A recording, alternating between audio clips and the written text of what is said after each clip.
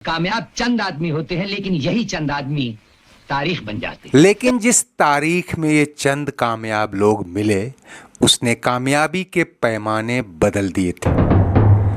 कल तक जो शख्स कहता था हम कुत्तों से बात नहीं करते, आज वो हर किसी से बड़े अदब से पेश आ रहा था। वो बंदूक भी हमारी होगी, गोली भी हमारी होगी और वक्त भी हमारा होगा। कल वो अपने वक्त पर इतरा रहा था, आज उसका वक्त बहुत पीछे छूट चुका था। जिसने 2-2.5 दशक पहले इस प्रोड्यूसर से फिल्म की कहानी सुनने के बाद ऑफर ये कहकर ठुकरा दिया कि कहानी तो अच्छी है, लेकिन तुमने अपने बालों में जो तेल लगाया है वो अच्छा नहीं है, मुझे बदबू आ रही है।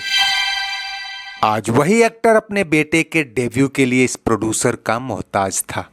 और अगर इस तस्वीर को 22-23 साल पीछे ले जाएं, तो राजकुमार की ठुकराई फिल्म में जिस फ्लॉप, निराश, हताश एक्टर को कास्ट किया गया था, आज उसी की ठुकराई फिल्म में राजकुमार अपनी जिंदगी की आखिरी खुशियां तलाश रहे थे।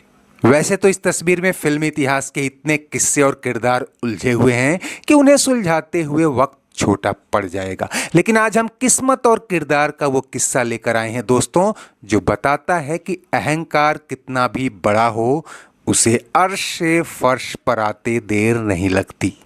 हमको मिटा सके ये जमाने में दम नहीं। तुम्हें मारेंगे और जरूर मारेंगे, लेकिन ये तस्वीर राजकुमार के बेटे पुरु राजकुमार की डेब्यू फिल्म के मुहूर्त समारोह की है। और विडंबना ये कि वर्षों पहले राजकुमार ने एक पार्टी में जिस शख्स का मजाक उड़ाया था, आज वही शख्स उनकी पार्टी में बतौर चीफ गेस्ट आया था।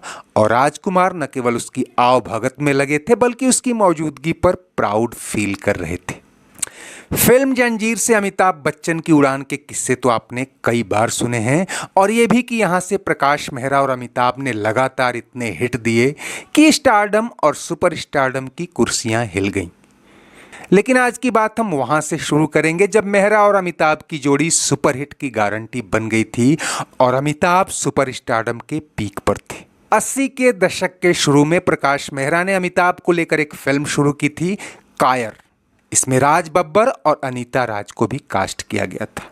लेकिन पता चला कि फिल्म की कहानी तो वर्षों पहले आई मनोज कुमार की फिल्म सन्यासी से मेल खाती है, सो अमिताभ को रास नहीं आई। फिल्म ठंडे बस्ते में चली गई। कुछ साल बाद प्रकाश मेहरा ने स्क्रिप्ट दोबारा लिखी, लेकिन अब अमिताभ के पास डेट्स नहीं थे और अब दोनों में वो अपनापन भी नहीं रहा। मेहरा ने स्टार कास्ट बदली और अब राजेश खन्ना, हेमा मालिनी, संजय दत्त, राज बब्बर, सुरेश ओबेरॉय, अमरीश पुरी जैसी बड़ी स्टार कास्ट लेकर फिल्म लॉन्च करने का ऐलान कर। लेकिन यहाँ भी कई अड़चने आई और फिल्म फिर ठंडे बस्ते में। आप सोच रहे होंगे कि हम आपको कहाँ ले जा रहे हैं, तो लौटेंगे फिर वहीं जहाँ से बात शुरू हुई थी। इस बीच मेहरा ने बड़ी मुश्किल से अमिताभ संग अपनी आखिरी फिल्म जादूगर पूरी की, जो इन दोनों की एकमात्र फ्लॉप फिल्म रही और उसके बाद ये कभी नजर नहीं आए। कहते हैं कि यहाँ मेहरा ने एक बार फिर अमिताभ से कायर को लीड करने की दरख्वास्त की थी, लेकिन कहानी इतना मल्टी स्टारर रुख ले चुकी थी कि अब अमिताभ के लिए इसमें लीड करना संभव नहीं था। IMDb की रिपोर्ट की माने तो 90 के शुरू में इसी फिल्म को संजय दत्त और अक्षय कुमार को लेकर शुरू किया गया। बीच में अक्षय ने संजय को हटाने की जिद पकड़ी, क्योंकि दोनों के बीच अमानत के सेट पर कुछ अनबन हुई थी और वो एक साथ कंफर्टेबल नहीं थे।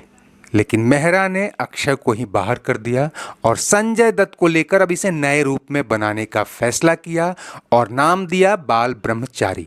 लेकिन इसी बीच संजय दत्त कोर्ट कचहरी के चक्कर में फंस गए और साथ ही ये फिल्म भी फंस गई। यहाँ प्रकाश मेहरा इतने फ्रस्ट्रेट हो गए थे कि फैसला किया कि अब किसी नए एक्टर को लेकर बिल्कुल नए सिरे से नई फिल्म बनाएंगे। उन्हीं दिनों राजकुमार अपने बेटे को लॉन्च करने की जुगत में लगे थे और जब प्रकाश मेहरा की जरूरत पता चली तो बेटे के लिए सिफारिश की। हालांकि इस मोड़ तक मेहरा और राजकुमार में पहले वाली तलखी नहीं रही थी, क्योंकि दोनों ने बीच में ही 1-2 फिल्में भी की थी। लेकिन राजकुमार ने इन्हीं दिनों एक इंटरव्यू में कहा था कि मैं मेहरा की जंजीर करने से चूक गया था, लेकिन मैं नहीं चाहता कि मेरा बेटा ये मौका चूके। हर पिता की तरह राजकुमार की भी ये दिली ख्वाहिश थी कि एक कामयाब फिल्म के साथ बेटे की फिल्मी पारी शुरू हो। उन्होंने इस फिल्म में एक गेस्ट रोल भी स्वीकार किया था, हालांकि बीच में सेहत बिगड़ने के चलते उन्हें फिल्म से हटना पड़ा। लेकिन हम यहाँ इस फिल्म के मुहूर्त पर फोकस करेंगे, जिसे एक ग्रैंड पार्टी बनाने में उन्होंने कोई कोर कसर नहीं छोड़ी। और यहाँ बतौर चीफ गेस्ट उस एक्टर की एंट्री हुई जिसके सरनेम में लगे बी का मतलब बिग हो चला था। हालांकि फिल्मी पत्रिकाओं के गॉसिप कॉलम में अमिताभ को इस फिल्म से जोड़ा भी गया था कि वो इसमें एक गेस्ट अपीयरेंस दे रहे हैं, जबकि कुछ ने इसे उनकी डब्बा बंद फिल्म कायर के रिवाइवल के तौर पर भी देखा और संभवतः वो प्रकाश मेहरा कनेक्शन के चलते ही यहाँ आए थे। लेकिन दुनिया जहान की नज़रों में वो वाकया फ्लैशबैक बनकर आया जब राजकुमार ने एक पार्टी में अमिताभ बच्चन का अपमान किया था। बात उस दौर की है जब अमिताभ के सितारे बुलंद हो रहे थे और पार्टियों में उन पर कैमरे की फ्लैश लाइटें ज़्यादा चमकने लगी थी। 70 के मध्य में राज कपूर की एक पार्टी में जब अमिताभ का सामना राजकुमार से हुआ तो राजकुमार, जो उन दिनों किसी को भी नीचा दिखाने में थोड़ा भी नहीं हिचकते थे, अचानक उन्होंने अमिताभ से कहा, तुम्हारा सूट बड़ा सुंदर है, कपड़ा कहाँ से लिया? मुझे घर के पर्दे सिलवाने हैं। अमिताभ कुछ समझ पाते वहां ठहाका गूंजा और मीडिया की सुर्खियों में ये बात लंबे समय तक तैरती रही। कुछ और वाकये हुए जहां राजकुमार को अमिताभ की तरक्की, खासकर सुपरस्टारडम, हजम नहीं हुआ था। मनमोहन देसाई की फिल्म देश प्रेमी में तो इस बात पर अड़ गए थे कि मुझे अमिताभ बच्चन से फीस ज्यादा चाहिए, चाहे वो 1 रुपया ज्यादा ही क्यों ना हो। देसाई को लगा कि अभी ये हाल है तो फिल्म के सेट पर भी ईगो क्लैश हो सकता है, सो उन्होंने राजकुमार को ही बाहर का रास्ता दिखा दिया। और करीब 1.5 दशक बाद जब ये तस्वीर सामने आई तो हमें लगता है कि अमिताभ ने शायद इस डर से सूट की जगह कुर्ता पहना हो कि कहीं राजकुमार फिर कोई मगरूर जुमला न कस दे।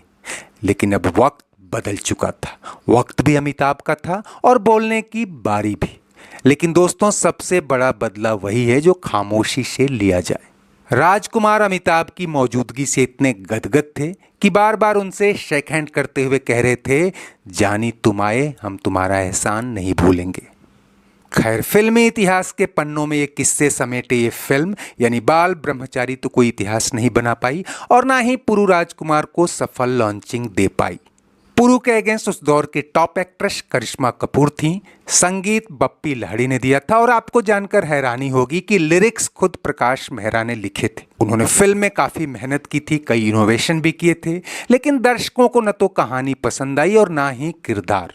ऊपर से पुरु राजकुमार में राजकुमार का अक्स भी नहीं दिखा। Film flop. ये भी दुखद है कि राजकुमार ये फिल्म आने से चंद महीने पहले ही दुनिया से विदा हो गए, लेकिन जाते जाते ये सबक जरूर दे गए कि कामयाबी और किरदार बदलते रहते हैं। किसी के वक्त पर किसी को हंसना नहीं चाहिए। वक्त ने अपन के साथ कभी वफा नहीं किया, फिर भी अपन वक्त की बहुत कदर करता है। तो इस किस्से के साथ आज बस इतना ही। चलते चलते वीडियो लाइक और शेयर तो करें ही, अगर चैनल सब्सक्राइब नहीं किया है तो वो भी करते चले। कमेंट बॉक्स में आपकी हर राय का स्वागत है। शुक्रिया, नमस्ते, आभार।